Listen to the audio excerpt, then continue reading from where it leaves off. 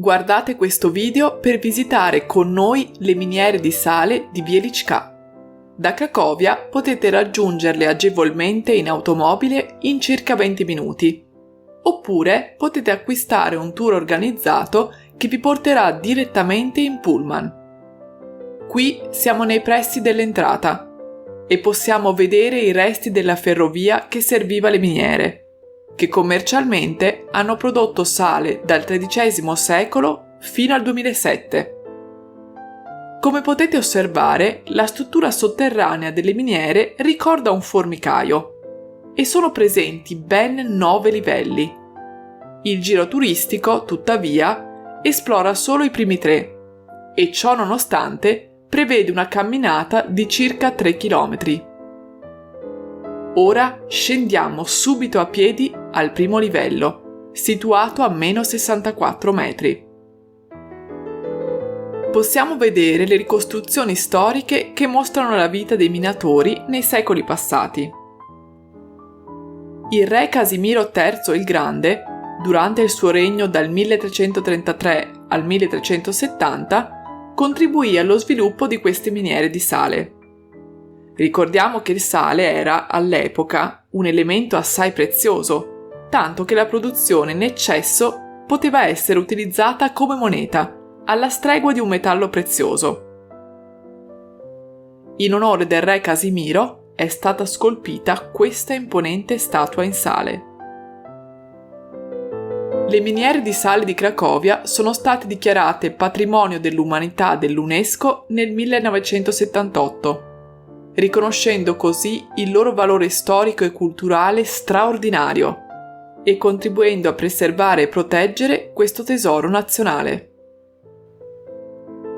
In questa sala possiamo ammirare la statua della principessa Kinga, associata alla miniera di Wieliczka. La leggenda narra di una principessa ungherese che stava per sposare Boleslao V il Casto, il principe di Cracovia. Come parte della sua dote, chiese a suo padre, Bela IV d'Ungheria, un pezzo di salgemma. Suo padre la portò quindi in una miniera di sale a Máramaros. Prima di partire per la Polonia, gettò uno dei suoi anelli di fidanzamento in uno dei pozzi. Arrivata a Cracovia, chiese ai minatori di scavare una fossa profonda fino a quando non avessero trovato una roccia. Trovarono un pezzo di sale lì dentro e quando lo divisero in 2 scoprirono l'anello della principessa. Fu così che Kinga divenne la santa patrona dei minatori di sale. Ma molti personaggi storici sono legati alla miniera, tra i quali anche l'astronomo rinascimentale Copernico, che visitò le miniere.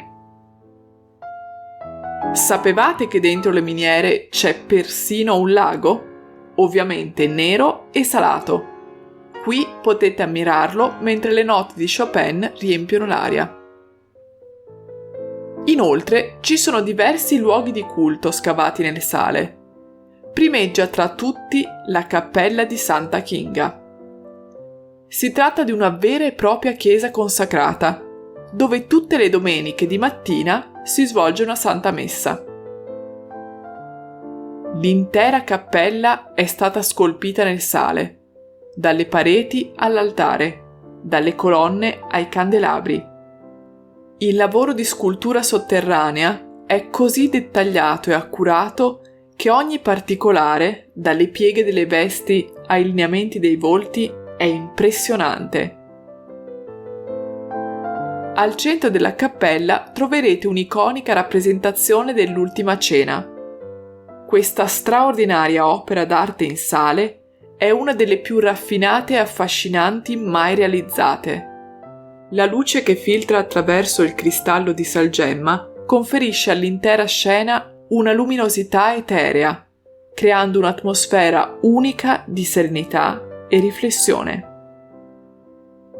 Ma ormai siamo giunti a meno 101 metri sotto il livello del suolo. È tempo ora di tornare a rivedere le stelle. Per fortuna, se la discesa si svolge a piedi, si torna su in ascensore. E a voi è piaciuta questa visita? Fatecelo sapere nei commenti.